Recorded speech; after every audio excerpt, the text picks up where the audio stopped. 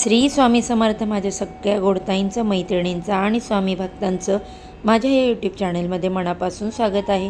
आजचा दिवस तुम्हाला सुखाचा, समाधानाचा, आनंदाचा आणि भरभराटीचा जाओ हीच महाराजांच्या चरणी प्रार्थना करते आणि आपल्या या आजच्या नवीन व्हिडिओला सुरुवात करते. अश्विन महिन्यातील कृष्ण पक्षातील त्रयोदशीला धनत्रयोदशी साजरी केली जाते आणि याच दिवशी यमदीपदान देखील केले जाते. संपूर्ण वर्षातील एक दिवस असतो ज्या दिवशी यमराजांची पूजा केली जाते. दिवाळीतील हा दिवस यमदीपदान म्हणून ओळखला जातो. या दिवशी यमराजांना दिवा दान केला जातो. धनत्रयोदशीच्या दिवशी यमदीपदान करणं महत्त्वाचं मानलं गेलेलं आहे. अकाली मृत्यूची भीती नाहीशी करण्यासाठी ही पूजा केली जाते. आज या व्हिडिओमध्ये यमदीपदान कसं करावं, कुठे करावं, दिव्याची वात ही कोणत्या दिशेला असावी, दिवा जो आहे तो चौमुखी असावा की एकमुखी असावा, दिव्यामध्ये कोणतं तेल घालावं, यामध्ये तुम्हाला कोणत्या वस्तू अशा टाकायच्या आहेत आणि कोणता मंत्र तुम्हाला बोलायचा आहे.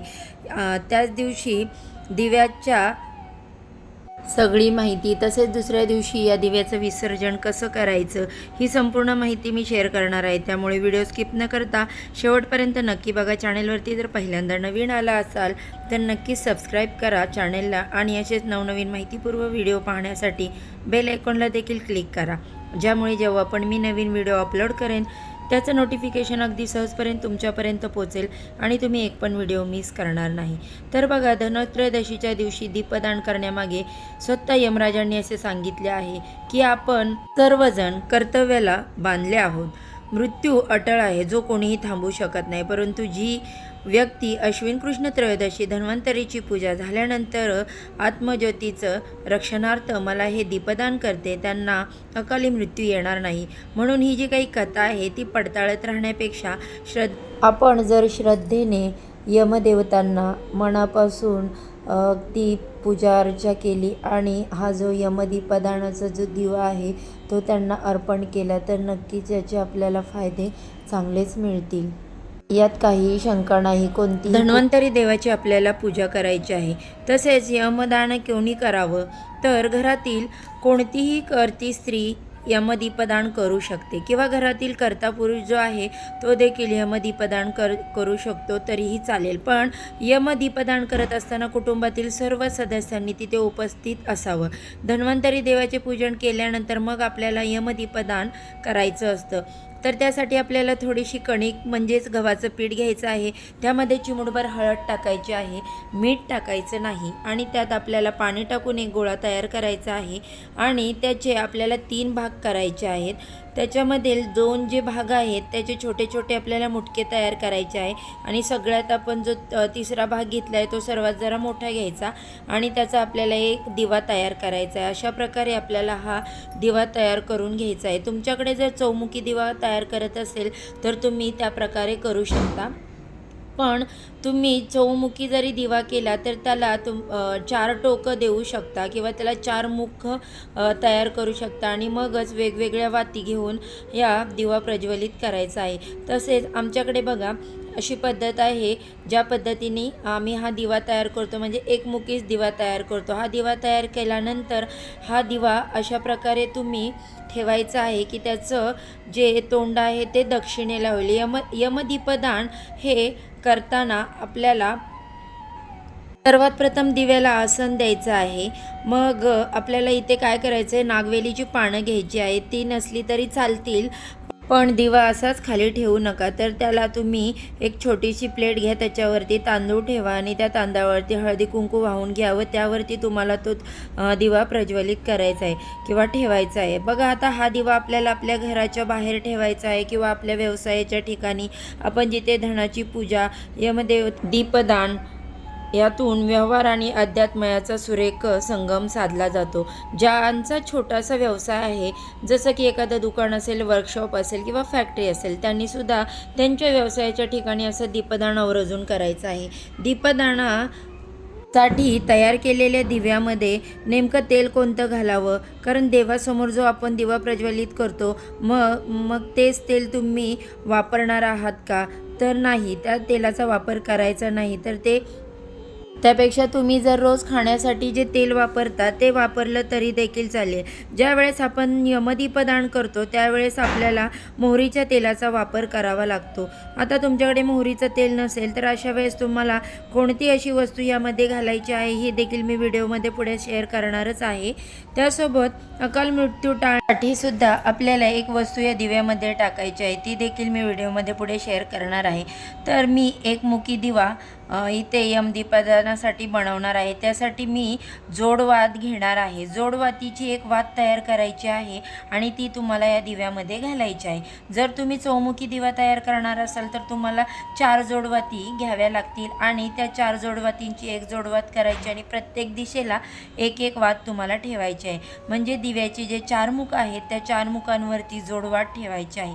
आता त्याच्या बाजूला आपल्याला जे मुटके तयार केलेले आहेत ते मुटके देखील दिव्याच्या बाजूला ठेवायचे आहे आणि ते खूप आवश्यक आहे. या मुटक्यावरती आपल्याला बोटं उठवायची आहेत, कारण हे मुटके जे आहेत ते पिंडे समान नाहीत, तर हे यमदीपदानासाठी वापरले जाणारे मुटके आहेत याचा असा अर्थ होतो. त्यानंतर हे जे मुटके आपण तयार केलेले आहेत त्यावरती सुद्धा आपल्याला हळदी कुंकू वाहून घ्यायचं आहे. तसेच दिव्याला सुद्धा 4ही बाजूंनी आपल्याला हळदी कुंकू लावून घ्यायचं आहे. वातींना सुद्धा आपल्याला हळदी कुंकू लावायचं. त्यानंतर आपल्याला हा दिवा जो आहे तो प्रज्वलित करायचा आहे. ज्या ठिकाणी आपण हा दिवा प्रज्वलित करणार आहे ती जागा आपल्याला स्वच्छ करून घ्यायची आहे. तर नेमका हा दिवा आपल्याला कुठे लावायचा आहे, तर आपलं जे मुख्य प्रवेशद्वार आहे त्याच्या बाहेर तुम्ही हा लावू शकता. तुमच्या घराच्या बाहेर प्रवेशद्वाराजवळ तेवढी पुरेशी जागा नसेल तर तुम्ही तुमच्या बाल्कनीमध्ये सुद्धा हा दिवा लावू शकता किंवा टेरेसवर सुद्धा हा दिवा तुम्ही लावू शकता. जिथे तुम्ही हा दिवा लावणार आहात ती जागा स्वच्छ करून घ्यायची आहे आणि मग त्याच्यावरती तुम्हाला हळदी कुंकवाने स्वस्तिक काढायचं आहे किंवा एखादा तुम्ही पाट ठेवू शकता, चौरंग ठेवू शकता. त्यावर तर तुम्हाला लाल कापड अंतरायचं आहे आणि त्याच्यावर तुम्हाला तांदळाने स्वस्तिक काढायचं आहे. असं केलं तरी तुम्ही चालेल. त्यानंतर या स्वस्तिक जर तुम्ही तांदळाने काढले तर त्याच्यावरती तुम्हाला हळदी कुंकू वाहून घ्यायचं आहे. कधीही पूजेचे तांदूळ हे पांढरे ठेवायचे नाहीत. तुम्ही पाटावर फुलांनी सुद्धा स्वस्तिक काढू शकता किंवा तुम्ही जर खाली ठेवणार असाल तो दिवा तर ते तुम्ही रांगोळीने स्वस्तिक काढून त्याच्यावर हळदी कुंकू वाहू शकता. त्याच्यानंतर तुम्हाला एक प्लेट तयार करायची आहे. मगाशी सांगितल्याप्रमाणे ज्याच्याकडे जर नागवेलीची पाने असतील तर त्यांनी ती प्लेट तयार करून घ्यायची आहे आणि त्याच्यामध्ये तो दिवा ठेवायचा. आता दिव्याची जी ज्योत आहे ती आपल्याला दक्षिण दिशेकडे करायची आहे. आता तुम्ही चौमुखी जर दिवा घेतला असाल तर तो तुम्ही मुख्य प्रवेशद्वाराबाहेरच्या दिशेला प्रज्वलित केला तरी चालेल, कारण त्याला 4 मुख आहेत. एक दिव्याची दिशा ही दक्षिण दिशेला असणारच आहे, त्यामुळे तो कोणत्या दिशेला ठेवायचा हा प्रश्नच निर्माण होत नाही. पण तुम्ही जर एकमुखी दिवा बनवत असाल तर त्याची दिशा तुम्हाला दक्षिण दिशेकडे करायची आहे. दिवा जिथे तुम्ही प्रज्वलित करणार आहात तिथे कुटुंबातील सर्व सदस्यांनी येऊन बसायचं आहे आणि त्या दिव्याची दिशा ही आहे ती दक्षिण दिशेला करायची आहे. दिवा प्रज्वलित केल्यानंतर तुम्हाला हळदी कुंकू फूल अर्पण करायचं आहे दिव्याला. त्यानंतर कुटुंबातील सर्व सदस्यांनी दिव्याला नमस्कार करायचा आहे आणि त्यानंतर आपलं मुख दक्षिण दिशेकडे करून बसायचं आहे. आता हे यमदीपदान आपण करणार आहोत. यमदेवाकडे आपण आपल्या कुटुंबातील प्रत्येक सदस्यांचं संरक्षण व्हावं, त्यांना दीर्घायुष्य लाभावं आणि त्यांना उत्तम आरोग्य लाभावं, त्यांचा अकाली मृत्यू होऊ नये, अपघाती मृत्यू होऊ नये याकरता प्रार्थना करायची आहे.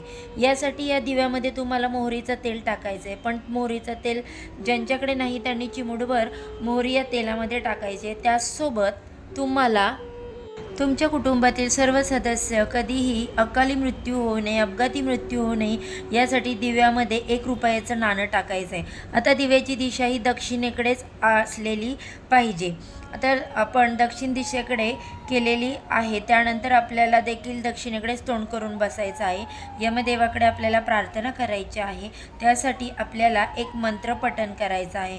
तो मंत्र कोणत्याही एका व्यक्तीने पठण केला तरी चालेल आणि इतर व्यक्तींनी तो श्रवण केला तरीही चालेल, हरकत नाही.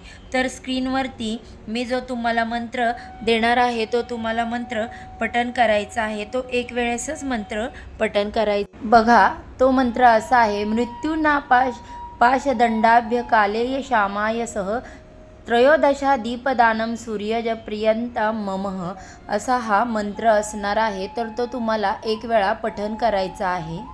आणि त्यानंतर तुम्हाला दिव्याला नमस्कार करायचा आहे. हातामध्ये फूल घेऊन तुम्हाला यमदेवाच्या दक्षिण दिशेला नमस्कार करायचा आहे आणि ओम यमदेवाय नमः नमस्कार समर्पयामी असा मंत्र उच्चारायचा आहे. त्यानंतर ते फूल तुम्हाला दिव्याजवळ ठेवायचं आहे आणि हातामध्ये मग तुम्हाला त्यानंतर एक बत्तासे घ्यायचे आहे आणि त्यानंतर या मंत्राचा आपल्याला उच्चार करायचा आहे. ओम यमदेवाय नमः निवेदयामी. तुम्हाला यमदीपदान करताना बत्ताशाचा नैवेद्य अर्पण करायचा. त्यानंतर हातामध्ये थोडेसे पाणी घेऊन आचमन करायचं आहे आणि दिव्याजवळ आपल्याला पाणी सोडायचं आहे. ओम यमदेवाय नमः आचमनाय जलम समर्पयामी. त्यानंतर ओम यमदेवाय नमः आचमन समर्पयामी असा मंत्र उच्चार करत दक्षिण दिशेला नमस्कार करायचा. हे सांगितलेले सर्व मंत्र तुम्ही उच्चारले तरीही चालेल सर्वजणांनी, पण कोणत्याही एका प्रमुख व्यक्तीने किंवा स्त्रीने किंवा पुरुषांनी घरातील हा मंत्र उच्चारला आणि बाकीच्यांनी श्रवण केला तरी देखील चालेल, पण ही सेवा करत असताना घरातील सर्व सदस्य तिथे उपस्थित राहणे आवश्यक आहे.